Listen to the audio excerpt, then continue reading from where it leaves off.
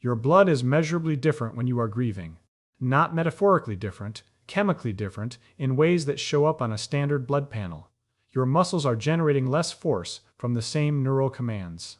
And the command signal from your motor cortex to your limbs, the electrical instruction that turns intention into movement, is being attenuated before it reaches the muscle, weakened in transit by brain regions that are running a grief response through the same neural pathways the movement signal has to cross.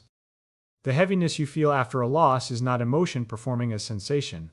It is cytokines, cortisol, and motor cortex suppression. Three separate physical mechanisms producing a single felt experience that every culture in human history has described with the same word: weight. There is a reason people say they cannot get out of bed after a loss, and the reason is not weakness of character.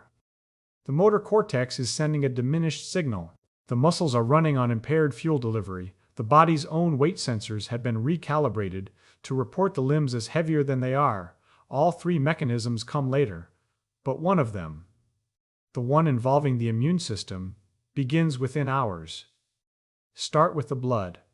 When you experience significant emotional distress, grief, rejection, profound sadness, your immune system activates as though the body has been injured. Mechanism runs through the brain's resident immune cells, the microglia, which release pro-inflammatory cytokines including interleukin-6, interleukin-1, beta, and tumor necrosis factor alpha. These molecules were built to mobilize the immune response to tissue damage, to infection, to physical trauma, to cellular injury that requires an inflammatory cascade to contain and repair. In emotional pain, they are released without any tissue injury to repair. The anterior cingulate cortex and the anterior insula, the brain regions that process social pain, rejection, and loss, activate the same neuroimmune pathways that physical injury activates. Cytokines flood the bloodstream. The inflammatory markers rise. Blood samples drawn from bereaved individuals in the weeks following a loss show elevated C-reactive protein, elevated interleukin-6, elevated tumor necrosis factor, alpha. An inflammatory profile indistinguishable from influenza, bacterial infection, or recovery from surgery. Stephen Meyer and Linda Watkins at the University of Colorado identified the behavioral consequence in 1998 and gave it a name that reveals the connection: sickness behavior. Symptoms cluster specifically: fatigue, reduced motivation to move, decreased appetite, social withdrawal, heightened sensitivity to pain, a heaviness of movement that is physically measurable in reduced stride length, slower reaction time, and greater perceived effort for identical physical tasks, not an error. It evolved in an environment where the loss of a group member frequently coincided with physical danger, where the person was lost because the environment had become dangerous, and the surviving members needed to reduce activity, conserve energy, and stay still until the threat passed. Sickness behavior keeps the organism quiet, withdrawn, and low energy. The classification was appropriate for 2 million years. In modern grief, the danger signal fires without physical danger. The program runs anyway. Every one of these symptoms appears identically in infection and in grief. The immune system does not distinguish between a pathogen invading the body and a person leaving it. The molecular response is the same. Think about the last time you had influenza, real influenza, not a cold. The bone-deep fatigue that made lifting your arm feel like an achievement. The heaviness in your legs when you walked to the bathroom. The way even thinking about doing something physical produced a reluctance that felt structural rather than psychological. That was sickness behavior. Cytokines in your blood, reducing your motivation to move, increasing your sensitivity to effort, making stillness feel like the only reasonable option. Now think about the days after a significant loss. The same fatigue, the same heaviness, the same reluctance, the same sense that the body has become heavier and less willing. The molecular signature running underneath both experiences is indistinguishable on a blood panel. The body is running the same program for different reasons. You see, the heaviness is not in your mind, it is in your blood. The cytokines are measurable on a standard assay. The inflammation shows on a blood panel. The increased effort required to move through a day after loss is measurable on a dynamometer. Force output drops, Perceived effort rises, and the gap between what the muscles can do and what it feels like they can do widens with the inflammatory load. You have felt this. The morning after the phone call. The one that brought the news, when the act of standing up felt like an event rather than an action. The walk to the kitchen that seemed longer than it was the day before. The arms that felt like they belonged to someone else, someone moving through denser air. That was not grief clouding your perception. That was interleukin-6 in your bloodstream, reducing the efficiency of every physical action your body attempted. Duration matters. In acute grief, the first days and weeks, the cytokine elevation is comparable to a moderate infection. The fatigue is comparable. The reduced physical capacity is comparable. In prolonged grief, the inflammatory state can persist for months. The physiological consequences compound. Elevated cardiovascular risk from sustained vascular inflammation, impaired immune surveillance as the immune system remains focused on the non-existent injury rather than scanning for real pathogens, and accelerated cellular aging measured in telomere shortening, the protective caps on chromosomes that shorten with each cell division and with chronic inflammatory exposure. Janice Keocolt, Glaser at Ohio State, documented that bereaved spouses showed measurably shorter telomeres than age-matched controls. The grief had aged their cells beyond their calendar years. Telomere length is one of the most reliable biomarkers of biological aging, and the shortening Keocolt-Glaser measured corresponded to roughly 4 to 8 years of additional cellular age in the bereaved group compared to controls of the same chronological age. The loss did not merely feel like it took something from them. At the chromosomal level, it did. The inflammatory state the grief maintained had accelerated the molecular clock that governs how quickly cells approach the end of their replicative capacity. Look in the mirror 6 months after a loss. The person looking back is older, and the aging is not imagined. The aging is not only in the face. It is in the telomeres, in the cells, in the immune system's capacity to renew itself. The inflammation did this. The grief triggered the inflammation. The aging was a downstream consequence of a neuroimmune program running longer than the body was designed to sustain. Now the second mechanism, and this is the one that made everything else make sense. Your body knows where its parts are and how heavy they are through proprioception. The continuous sensory feedback from mechanoreceptors embedded in muscles, tendons, and joint capsules. Muscle spindles, specialized receptor organs woven into the muscle fibers themselves, report stretch and length. Golgi tendon organs, located at the junction where muscle meets tendon, report force and tension. Joint receptors, embedded in the capsular ligaments, report angle and position. This information streams continuously to the somatosensory cortex, where it is integrated into a body model, a real-time representation of where your limbs are, how fast they are moving, and how much they weigh. You are not normally aware of this system. It runs below consciousness, updating the model thousands of times per second, and you experience it only as the effortless knowledge of where your body is in space and how heavy it feels to move. Proprioception has a gain, an amplification factor between the physical stimulus at the receptor and the neural signal the brain receives. Under normal conditions, the gain is calibrated so that the neural report matches the physical reality. Your arm weighs what it weighs, and the proprioceptive system reports that weight accurately. Under high cortisol states, which accompany intense sadness, grief, chronic stress, the gain changes. Cortisol-mediated central sensitization increases proprioceptive gain, meaning the mechanoreceptors report greater forces than are physically present. The finding was established first in chronic pain research.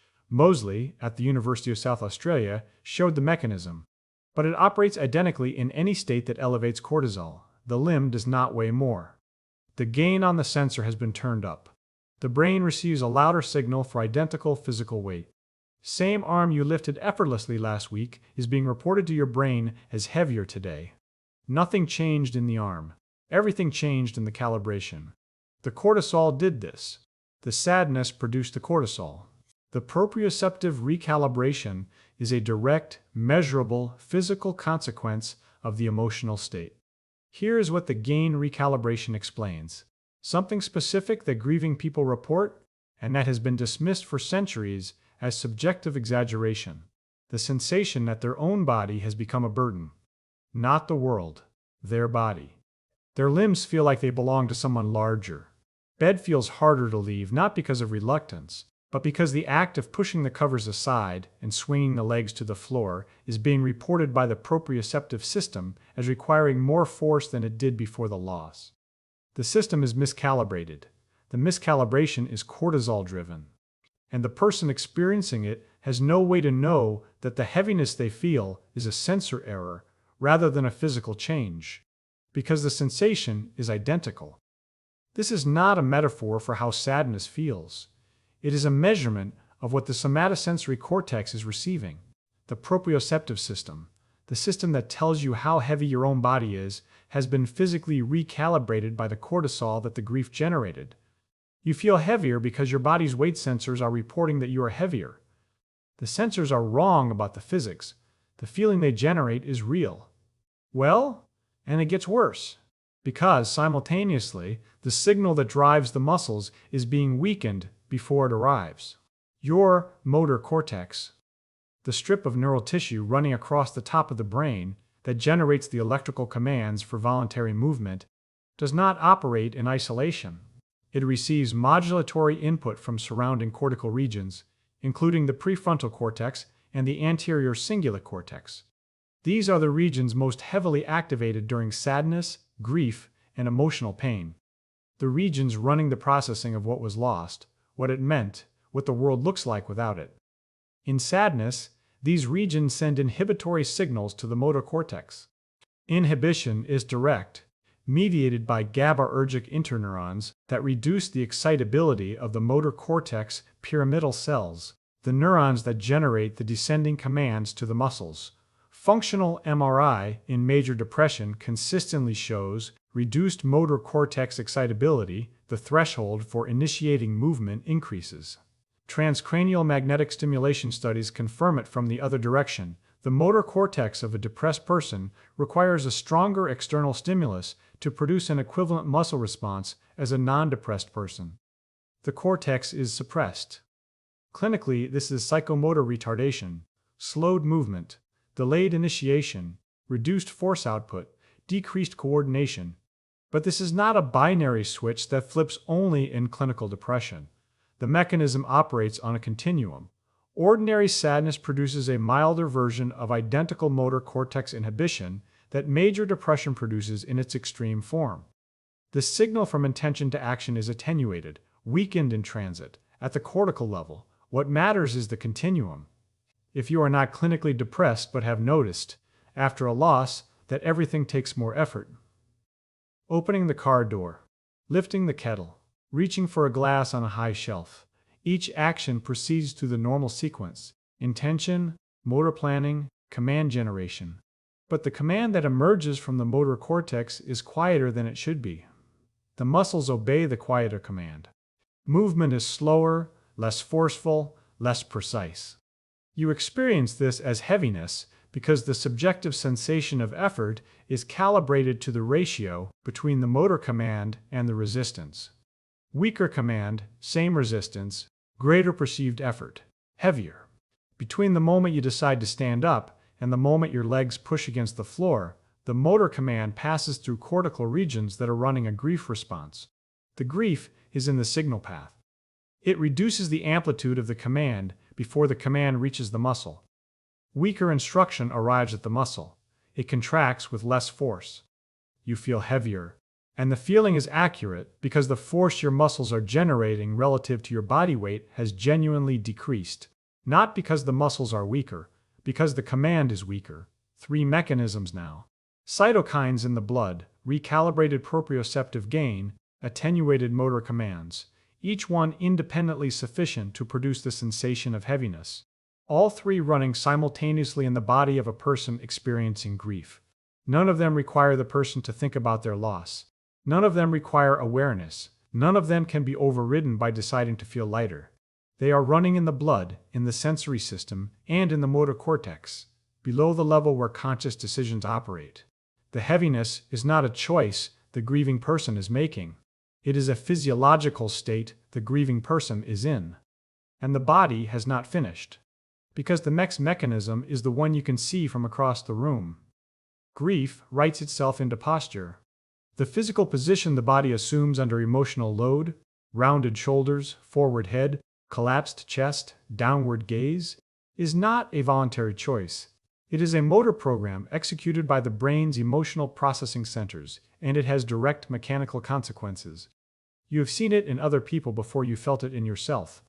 The person at the funeral whose shoulders curved inward as though protecting the chest. The colleague who returned to work after a loss and sat differently, lower, more compressed, occupying less space. The posture is cross-cultural, cross-species.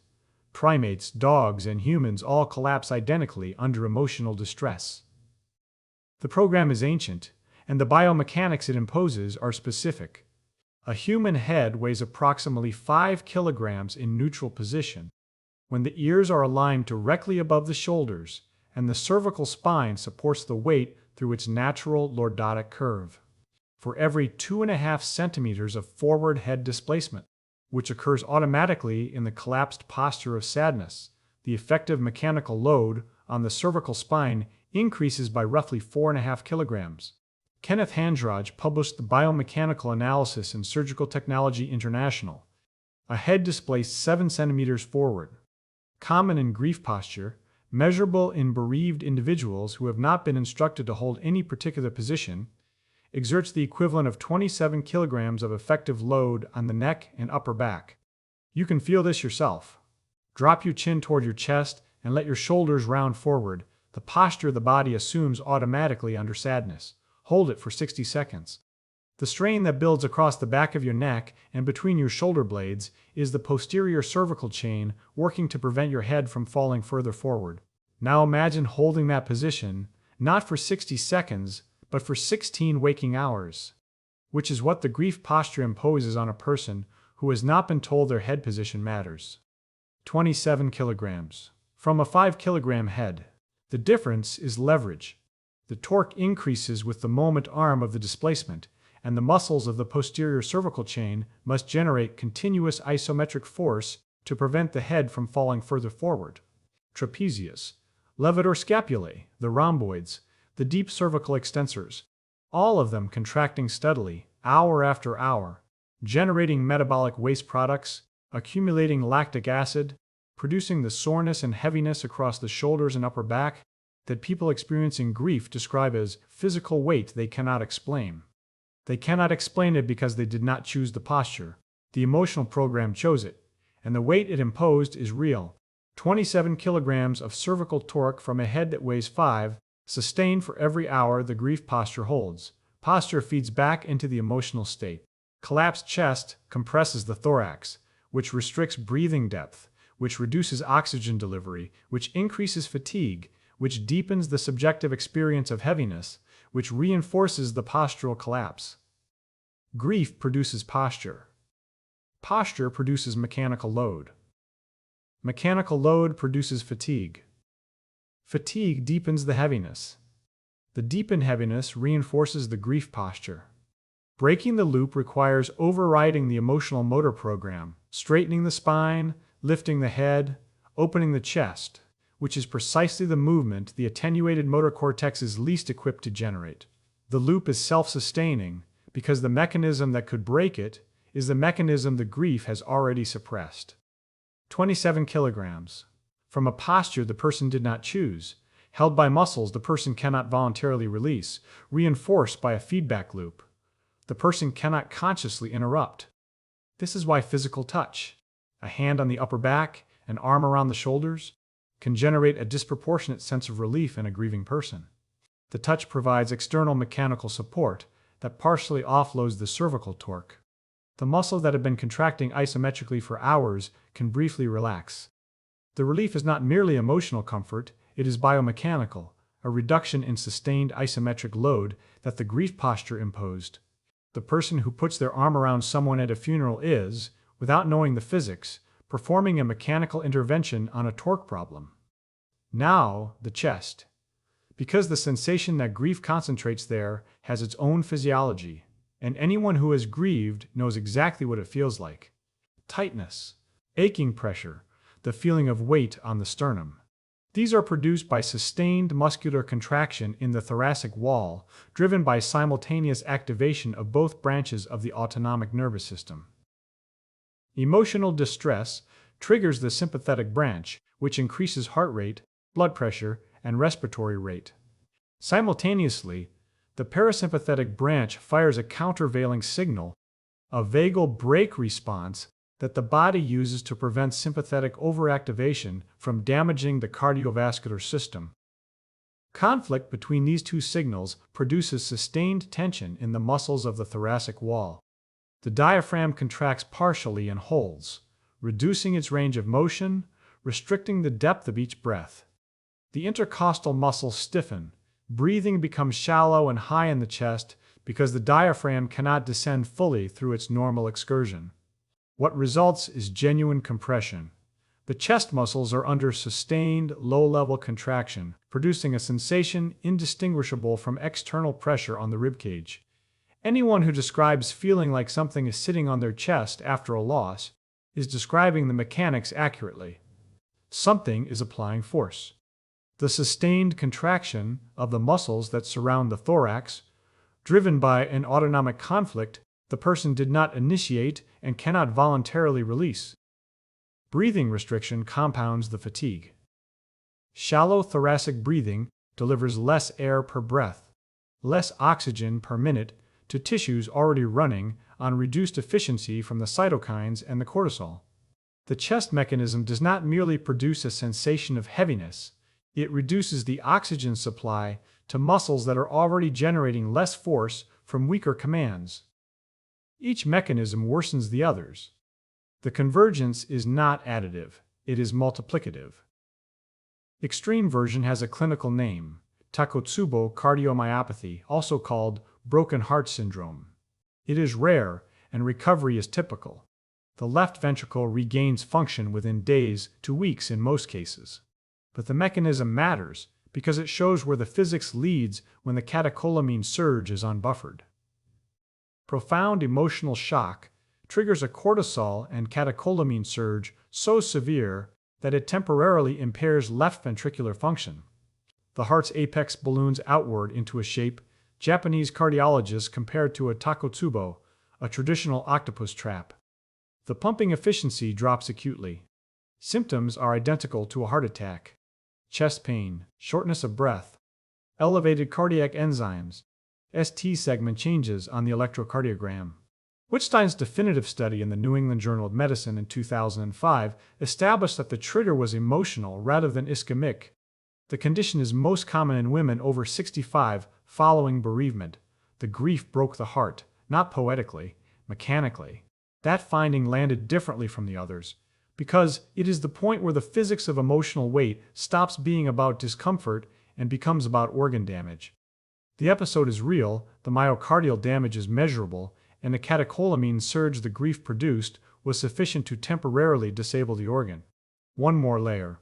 And then the convergence, which is where the full picture becomes clear. Now consider what cortisol, the stress hormone that accompanies every mechanism described above, does directly to the muscles themselves. At the elevated levels that sustained grief produces, cortisol inhibits protein synthesis in skeletal muscle fibers. The anabolic pathways that rebuild and maintain muscle tissue are suppressed. Simultaneously, cortisol activates proteolytic pathways, enzymes that break down existing muscle protein. Robert Sapolsky at Stanford documented this dual mechanism in detail. Chronic cortisol elevation produces measurable muscle wasting through reduced building and increased breakdown simultaneously. The biochemistry is identical to what produces muscle loss in Cushing's syndrome, where cortisol is pathologically elevated, operating at lower intensity but over a longer duration in chronic grief. Time scale matters. In the first days after a loss, the muscle tissue is structurally intact. The heaviness is driven primarily by cytokines, proprioceptive recalibration, and motor cortex suppression. By the second and third week, the cortisol-driven protein degradation has begun to produce measurable changes in the muscle fibers themselves. Force output per unit of cross-sectional area decreases. The muscle is not just receiving weaker commands, it is becoming a weaker muscle. The two mechanisms compound. weaker command arriving at a weaker muscle, producing less force against the same body weight. Over days and weeks of sustained emotional stress, this produces measurable reduction in muscle force output, less contractile protein in the fibers, less structural integrity in the sarcomeres, less force generated per unit of neural command. The muscles are physically, biochemically less capable than they were before the loss. Simultaneously, elevated cortisol impairs glucose uptake in muscle tissue through downregulation of GLUT4 transporters, the molecular channels that move glucose from the blood into the muscle cell. Less fuel enters the cell. Glycogen stores deplete faster. Fatigue arrives sooner and deeper than the activity warrants. Muscles running on reduced fuel delivery and impaired structural maintenance simultaneously. The person carrying groceries 3 weeks after a bereavement, who has to stop and rest on the stairs, who is bewildered by their own weakness, who cannot understand why a task they performed without thought for decades now requires effort and planning, is not deconditioned. They are running on cortisol-impaired muscle biochemistry. The weakness is real. It is temporary. And it is not their fault. And here's what all of it adds up to. 6 mechanisms, all running simultaneously, all triggered by the same event, the loss of someone who mattered. Cytokines in the bloodstream producing sickness behavior, the immune system's response to a loss it classifies as injury. Proprioceptive gain turned up by cortisol, the body's weight sensors reporting the limbs as heavier than they are. Motor cortex commands attenuated by grief processing in the anterior cingulate, the signal weakened before it reaches the muscle. Postural collapse imposing 27 kilograms of cervical torque from a 5-kilogram head.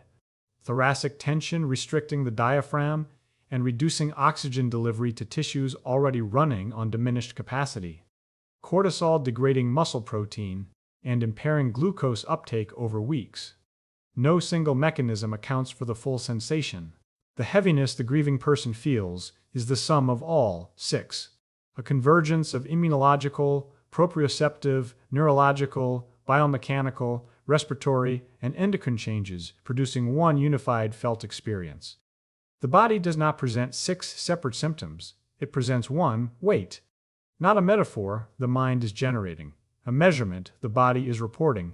Anyone who says they have not been themselves since the loss is describing a measurable biochemical state with precision they do not realize they possess. The self that performed physical tasks easily was running on adequate protein synthesis, adequate glucose delivery, adequate motor cortex excitability, calibrated proprioceptive gain, and an uninflamed bloodstream. The grieving self is running on less of all of these. The difference between those two selves is not willpower or attitude. It is chemistry.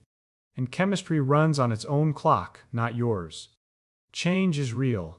The recovery is also real. Cortisol normalizes over time. Protein synthesis resumes. The proprioceptive gain recalibrates. The motor cortex inhibition lifts. The cytokines clear. But the timeline is months, not days. And the timeline has nothing to do with how long anyone thinks the person should need. The body does not take instructions from social expectations about the appropriate duration of grief. It runs its inflammatory program until the neuroimmune system determines the program is no longer required. The well-meaning suggestion to get moving, to push through it, to snap out of it, delivered to the grieving person by friends, family, sometimes professionals, is a suggestion to override 6 simultaneous physiological mechanisms with willpower. Willpower does not clear cytokines. It does not recalibrate proprioceptive gain. It does not restore motor cortex excitability. The mechanisms resolve on their own schedule, and the schedule is governed by the neuroimmune system, not by the calendar. What the research shows working is what the body is already trying to do. Gentle movement, which does not require overriding the motor cortex suppression, but rather working within its reduced output, helps clear inflammatory cytokines through lymphatic circulation. Sleep, which the sickness behavior program is already driving the person toward, allows the cortisol rhythm to normalize. Social contact, which the sickness behavior program discourages, but which the co-regulatory nervous system requires, helps restore the autonomic balance that isolation disrupts. Notice the pattern. Each intervention works with the biology rather than against it. Movement within the reduced capacity rather than forced exertion that the motor cortex cannot support. Sleep that the body is already requesting rather than wakefulness imposed by guilt or obligation. Contact that the nervous system needs for co-regulation rather than solitude that the sickness program demands. The body has the recovery program built in. It runs alongside the grief program. It is slower. It is also reliable. Every culture in human history has described grief and sadness in the vocabulary of physical weight. Feeling heavy, carrying a burden, weighed down, crushed. Language predates any scientific understanding of cytokines, motor cortex inhibition, or proprioceptive gain modulation. It predates medicine. It predates writing. It appears in every language that has been studied because it was never a metaphor. It was observation. The most accurate description available to a species that could feel the physics but could not yet measure it. People who described grief as weight were reporting physical data with the only instruments they had, their own bodies. The cytokines made them fatigued. The proprioceptive recalibration made their limbs feel heavier. The motor cortex suppression made movement require more effort. The postural collapse loaded their cervical spine with 27 kilograms their muscles had to hold. Thoracic tension compressed their chest. Cortisol degraded their muscle tissue over weeks. Every one of these mechanisms generates the sensation of weight. Every one is measurable with instruments that now exist. Every one is reversible. Given time, given the resolution of the cortisol state, given the clearing of the inflammatory response. Heaviness lifts. Not because you decided to feel better, not because someone told you it was time, not because you pushed through it or snapped out of it or got on with your life. Because the cytokines cleared.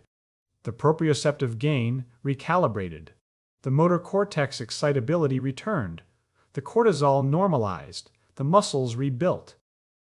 The chemistry resolved on its own schedule, as it always does. The schedule was always going to be longer than anyone around you thought it should be, because the people around you were estimating from the outside, and the neuroimmune program was running on the inside, and the two timelines have never matched. Weight was always physical, the recovery is also physical, and the body does not distinguish between what you have lost and what it has lost. It responds to both the same way, with weight.